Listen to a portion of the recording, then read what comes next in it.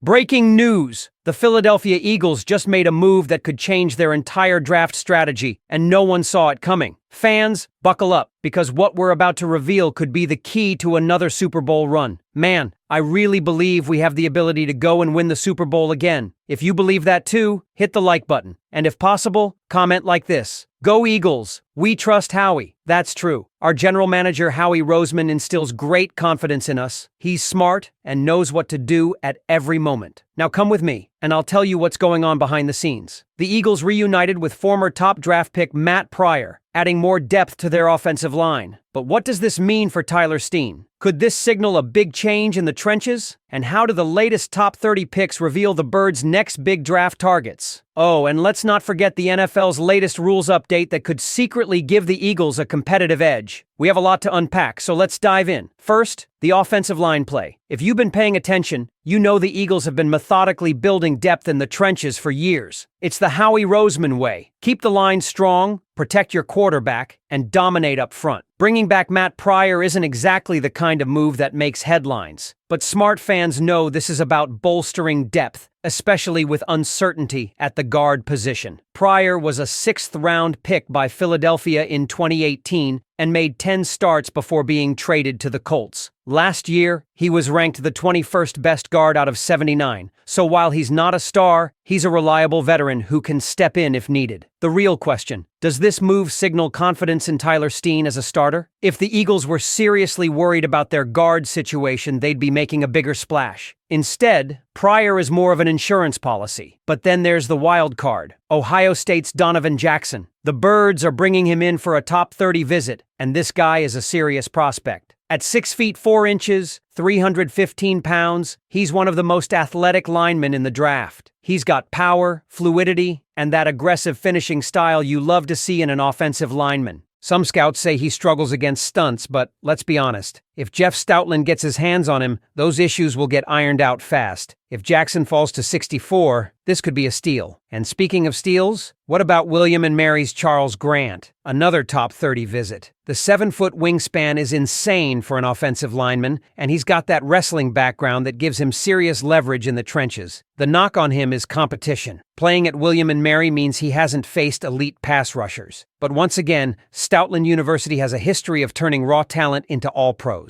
Now let's shift to defense. The Eagles are also bringing in Miami's Tyler Barron for a visit, a name that might not be as flashy but could be a classic Vic Fangio project. At 6 feet 5 inches, 258 pounds, this guy is a physical specimen with a long wingspan and a solid burst. The biggest concern? He's almost 24 years old, which makes teams hesitate, but he still put up 10 sacks last season. He's got strength, inside moves, and good edge-setting ability. The weakness? He takes too many chances and doesn't always fire off the line quick enough. But again, in the later rounds, this is a guy who fits the mold of what Fangio wants: length, power, and potential. Let's talk NFL rule changes, because the league just made a move that might work in Philly's favor. The new kickoff rule could increase return rates to 60 to 70%, and guess what? The Eagles just made an underrated signing in Avery Williams. This guy is a former 5th-round pick who led the NFL in punt returns in 2022, averaging 16.2 yards per return. On kickoffs last year, he averaged 27.2 yards per return. So if the league really wants to make returns more relevant,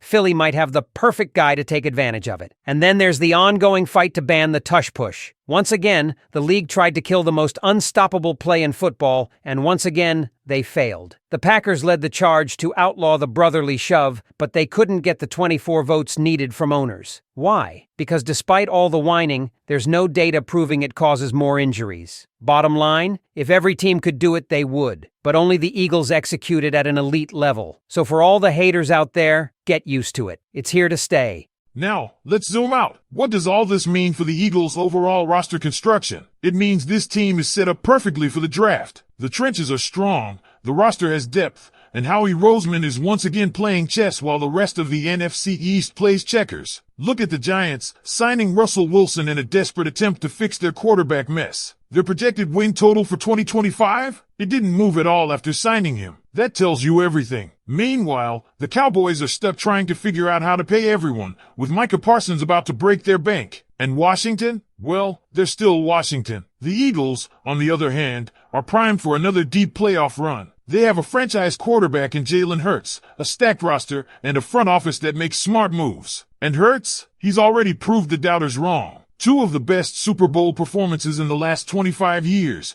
and yet, people still question him. But you know who never questioned him? Vic Fangio. The Eagles' defensive coordinator said back in 2021 that Hurts had no weaknesses and told Howie Roseman that he had his guy. Fast forward, and Hurts is leading one of the most complete teams in the league. So, Eagles fans, the table is set. The draft is coming up, the roster is loaded, and the competition is scrambling to keep up. But what do you think? Who should the Eagles target in the draft? Do you like the prior signing? And how do you feel about the NFL trying and failing to take away the brotherly shove? Let's hear your thoughts in the comments. And let's not stop there, because there's another angle we need to talk about, the one nobody's paying enough attention to. The Eagles front office isn't just making smart draft decisions, they're strategically setting themselves up for a monster 2024 season by playing the long game. Look at the roster moves they've made. Every single signing, every restructure, every trade, it's all part of a bigger plan. And if you connect the dots, you'll realize something. Howie Roseman isn't just trying to win now. He's trying to keep this team a contender for the next 5 years. That's what separates the Eagles from most of the NFC. They don't just push all their chips in for 1 year and then fall apart. They build sustained success. A perfect example? The way they're handling their defensive front. We already know the Eagles are built around dominating the line of scrimmage. But the scary part? They're setting up for a defensive front rotation that could be even better than last year's. Jordan Davis and Jalen Carter are entering their prime.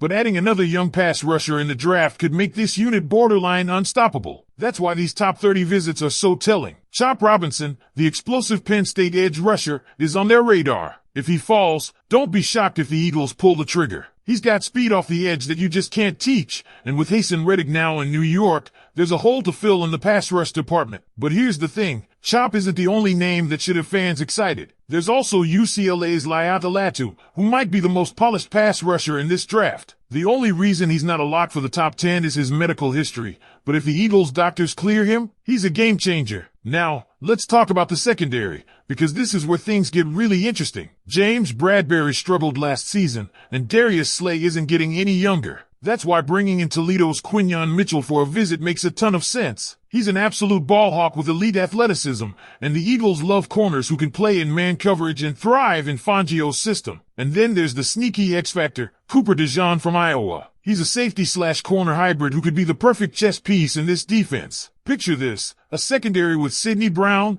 Kevin Byard, and Cooper DeJean, all interchangeable and able to disguise coverages. That's the kind of versatility Fangio loves. But the draft isn't just about filling immediate needs, it's about staying ahead of the competition. That's why you shouldn't be surprised if the Eagles take a running back earlier than expected. No, not in the first round, but somewhere in the middle rounds. Meanwhile, the Eagles are steady, smart, and aggressive.